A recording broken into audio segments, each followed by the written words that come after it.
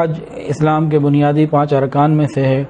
اور اس کے فضائل بہت زیادہ ہیں۔ نبی علیہ الصلوۃ والسلام نے اس کو بہت کھول کے بیان فرمایا، بلکہ اس کے جتنے بھی اعمال ہیں، ارکان ہیں، سب کے ثواب کو اور سب کی ملنے والے اجر کو نبی علیہ السلام نے خوب بتایا۔ ایک تو نبی علیہ السلام نے فرمایا کہ حج کیا کرو، اس وجہ سے کہ حج گناہوں کو اس طرح سے دھو دیتا ہے جس طرح پانی گندگی کو دھو دیتی ہے۔ حج کے اندر بہت سارے عبادات ہیں، اس کے اندر ذکر بھی ہے، اس کے اندر دعا بھی ہے، اس کے اندر مالی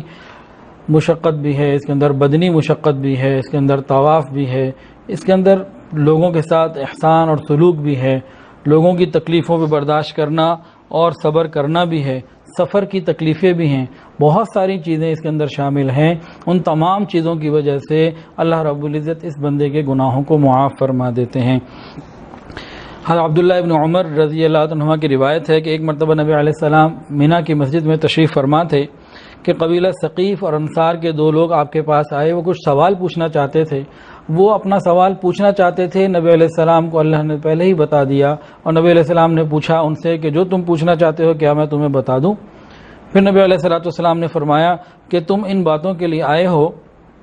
کہ تم معلوم کرو۔ پھر فرمایا کہ جب تم اپنے گھر سے بیت اللہ کے حج کے ارادے کے لیے نکلو گے تو تمہاری اونٹنی کا قدم جتنے بھی اٹھیں گے ہر قدم پہ تمہیں نیکی ملے گی اور گناہ معاف ہوں گے، یعنی سواری کے ہر قدم کے اوپر نیکی کا ملنا اور گناہوں کا معاف ہونا بتایا۔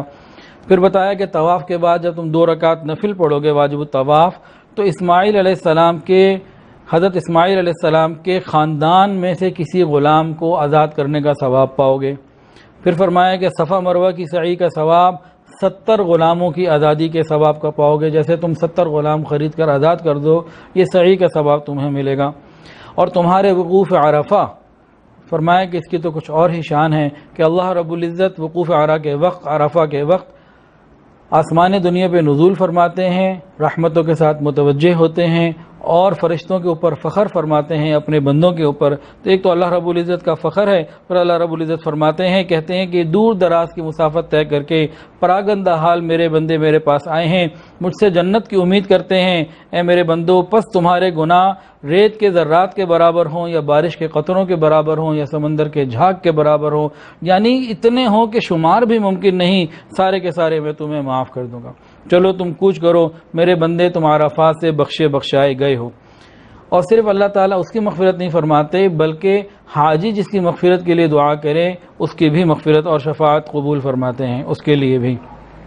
فرمایا کہ تمہارا کنکری مارنا، رمی جمار، شیطانوں کو کنکری مارنا، تو ہر کنکری جو تم مارو گے ہلاک کر دینے والے بڑے بڑے گناہوں کا کفارہ بن جائے گا، یعنی ہر کنکری کے بدلے اللہ تعالیٰ انسان کا وہ گناہ معاف فرما دیتے ہیں جو اگر معاف نہ ہوتا تو وہ اکیلا ہی اس کو جہنم میں لے جانے کے قابل تھا، اتنا بڑا گناہ معاف فرماتے ہیں۔ پھر قربانی کے بارے میں بتایا کہ تمہارے لیے تمہارے رب کے نزدیک ثواب ہے اور تمہارے لیے ذخیرہ ہے، اور تمہارا سر کا حلق کروانا تو ہر بال کے بدلے ایک نیکی اور گناہوں کی معافی ہے، اور اس کے بعد تمہارا طواف زیارت کرنا اس حال میں ہوگا کہ تمہارے اوپر کوئی گناہ نہ ہوگا، فرشتے آئیں گے تمہارے گندوں کے درمیان ہاتھ رکھیں گے، کہیں گے جو چاہے عمل کرو، گزشتہ گناہوں کی معافی دے دی گئی ہے۔ حج کی بہت ساری فضیلتیں نبی علیہ السلام نے بتائیں، اور ایک خبر یہ نبی علیہ السلام نے ہمیں عطا فرمائی کہ حاجی حج کرنے والا یہ اللہ رب العزت کا مہمان ہوتا ہے، اور میزبان ہمیشہ مہمان کا اکرام کیا کرتا ہے۔ دیکھیں ہمارے گھر میں کوئی مہمان آ جائے تو کیا خواہش ہوتی ہے، اس کی ضروریات کو پورا کرو، اس کو پیاس لگی ہے تو پانی دو، اس کو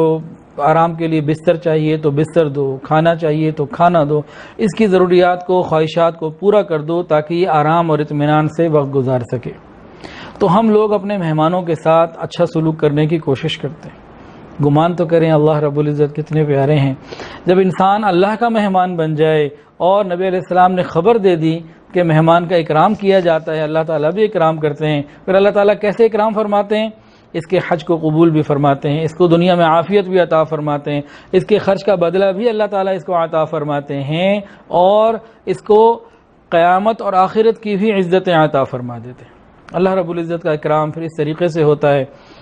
ہم اپنے مہمان کی ضروریات کو پورا کرتے ہیں، وہ جو ضرورت بولتا ہے، جو ہماری قدرت میں، استطاعت میں، ہمت میں ہوتی ہے کر دیتے ہیں۔ اللہ تعالیٰ کی قدرت میں تو ہر چیز ہے.